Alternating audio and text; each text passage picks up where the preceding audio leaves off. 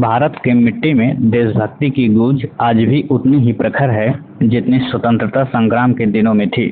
राष्ट्रीय स्वयंसेवक संघ वह संगठन है जिसने राष्ट्रभक्ति, अनुशासन और सेवा को जीवन का ध्येय बना लिया। जब अपने शताब्दी वर्ष में प्रवेश करता है तो हर नगर, हर गांव में उसकी ऊर्जा, उसकी प्रेरणा और उसका संदेश दिखाई देता है। शनिवार का दिन जौनपुर का छोटा किंतु ऐतिहासिक नगर खेतासराय में आज का वातावरण कुछ विशेष था। सड़कों पर अनुशासन, चेहरे पर गर्व और हृदय में मातृभूमि के प्रति अटूट प्रेम, क्योंकि आज राष्ट्रीय स्वयंसेवक संघ के शताब्दी वर्ष के उपलक्ष्य में यहाँ निकाला गया था एक भव्य पद संचलन। सुबह से ही नगर के वैभव हाल में तैयारियां जोरों पर थी। सैकड़ों स्वयंसेवक पूर्ण गणवेश में गेरुआ ध्वज के प्रति निष्ठा का प्रण लिए समय से पहले ही एकत्र हो चुके थे। कार्यक्रम का शुभारंभ संघ के बौद्धिक विचार और गीत तथा प्रार्थना के साथ हुआ। नमस्ते सदा वत्सले मातृभूमि। यह स्वर जब गूंजा तो मानो वातावरण भी राष्ट्र भाव से सराबोर हो उठा।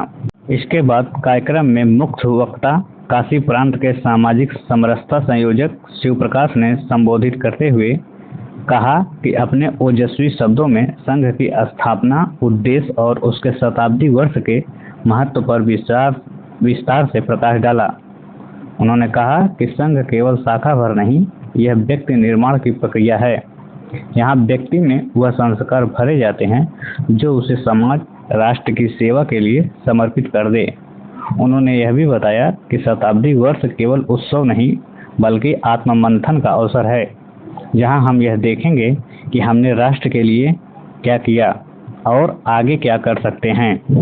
बौद्धिक सत्र के पश्चात स्वयंसेवकों ने अनुशासित पंक्तियों में कदम ताल करते हुए खेतासराय के वैभव हाल से पद संचलन प्रारंभ किया। गेरुआ ध्वज सबसे आगे, पीछे सैकड़ों स्वयंसेवक कदम से कदम मिलाते हुए चल रहे थे। नगर की गलियां राष्ट्रभाव से गूंज उठी। पद संचलन का मार्ग नगर के मुख्य स्थानों, मुख्य चौराहा, खुटहन मार्ग और पुरानी बाजार रोड से होकर गुजरा। हर ओर नागरिक जो गर्व से इस अनुशासित चलायमान दृश्य को निहार रहे थे। यह दृश्य केवल एक कार्यक्रम का नहीं था, यह था एक संदेश, एक आह्वान कि जब समाज संगठित होता है तो राष्ट्र सशक्त बनता है। संघ का यह पद संचलन इसी भावना का प्रतीक था। हर स्वयंसेवक की चाल में अनुशासन झलक रहा था, हर नारे में देशभक्ति की ध्वनि थी और हर चेहरे पर सेवा का भाव था। पद संचलन जब नगर के अंतिम छोर तक पहुंचा तो वहां भी लोग स्वागत को तत्पर दिखे। फिर पुनः वही अनुशासन, वही एकरूपता, सभी स्वयंसेवक प्रारंभिक स्थल वैभव हाल लौटे, जहां ध्वज, प्रणाम और समापन के गीत के साथ कार्यक्रम संपन्न हुआ। यह आयोजन केवल स्मरण मात्र नहीं बल्कि आने वाली पीढ़ियों के लिए एक प्रेरणा था कि जब तक भारत माता के सपूत अपने राष्ट्र, संस्कृति और समाज के प्रति सजग रहेंगे तब तक यह भूमि सदा अमर रहेगी। राष्ट्रीय स्वयंसेवक संघ का यह शताब्दी वर्ष हमें याद दिलाता है कि राष्ट्र सर्वोपरि है और उसका उत्थान ही हर स्वयंसेवक का एकमात्र लक्ष्य है।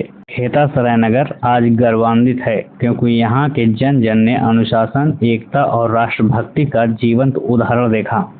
संघ के स्वयंसेवकों ने यह संदेश दिया कि भारत की शक्ति उसके संगठित समाज में है और जब समाज संगठित होता है तो राष्ट्र का उत्थान अवश्य भावी होता है। अब नगर और खंड और जिला से आगे बढ़कर अब मंडल और न्याय पंचायत स्तर पर, बस्ती स्तर पर काम कर रहा है।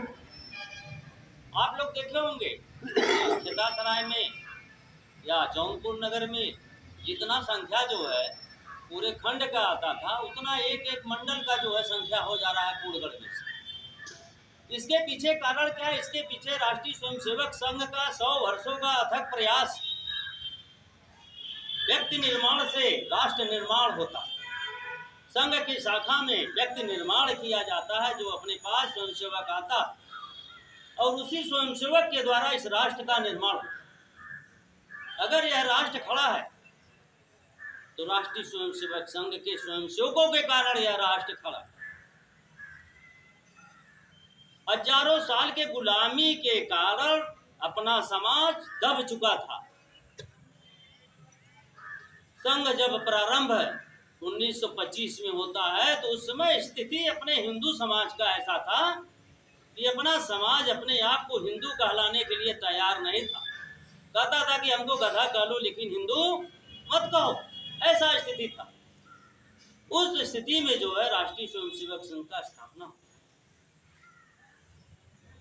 डॉक्टर साहब डॉक्टरेट की डिग्री उनके पास था, MBBS थे, वो चाहते तो नौकरी कर सकते थे, दवा दे सकते थे, आराम से अपना जीवन यापन करते, लेकिन नहीं, उनको राष्ट्र का चिंता था, इस देश का चिंता था कि अगर कोई खड़ा नहीं होगा तो अपना हिंदू समाज विलुप्त हो जाएगा।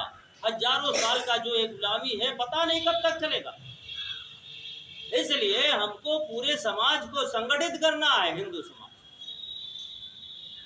और हिंदू समाज को संगठित करने के लिए जो भी हमको बल पड़ेगा हम करें। 5 छोटे छोटे स्वयंसेवकों को लेकर के नागपुर में संघ की स्थापना डॉक्टर साहब कर देते हैं।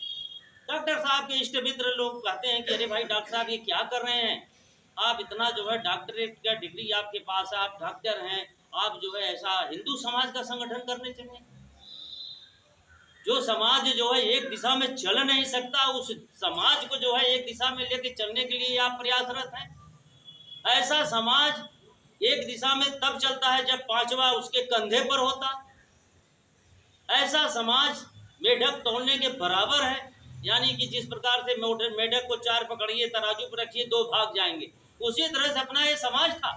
इस समाज को संगठित करने के लिए आते, लेकिन नहीं, संघ का सोच, डॉक्टर साहब का सोच बहुत बड़ा कि हम छोटे से ही सही लेकिन हम पूरे राष्ट्र को खड़ा करेंगे, पूरे देश में हिंदू समाज को संगठित करेंगे। और वो आज परिदृश्य हमारे सामने।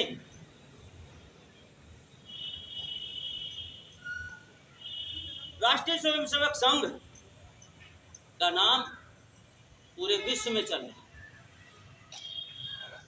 इसके ऊपर बड़े बड़े लेखक, वैज्ञानिक लोग रिसर्च कर रहे हैं कि राष्ट्रीय स्वयंसेवक संघ कैसी संस्था है भाई।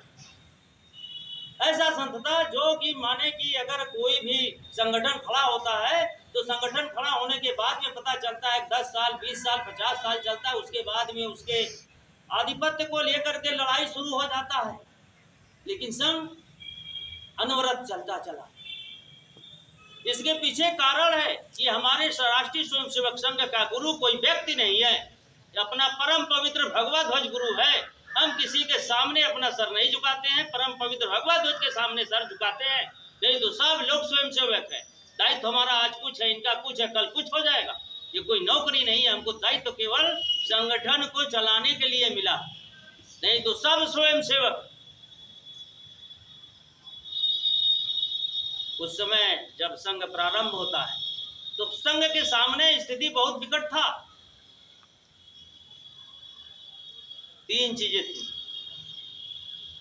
प्रभु श्री राम का मंदिर अयोध्या में 500 साल से वो जीर्ण शीर्ण अवस्था में पड़ा हुआ था, वहां एक ढांचा खड़ा।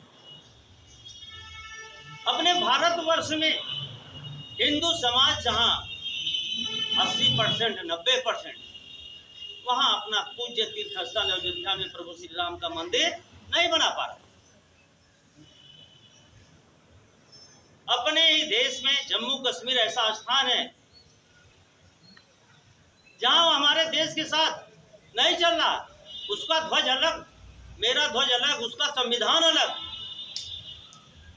वो उसका हमारा तिरंगा ध्वज जब लगता था वहां पर राष्ट्रीय ध्वज, तो वो जम्मू कश्मीर का भी ध्वज उसके साथ लगता। ऐसा स्थिति अपने ही देश में था। इस स्थिति में जो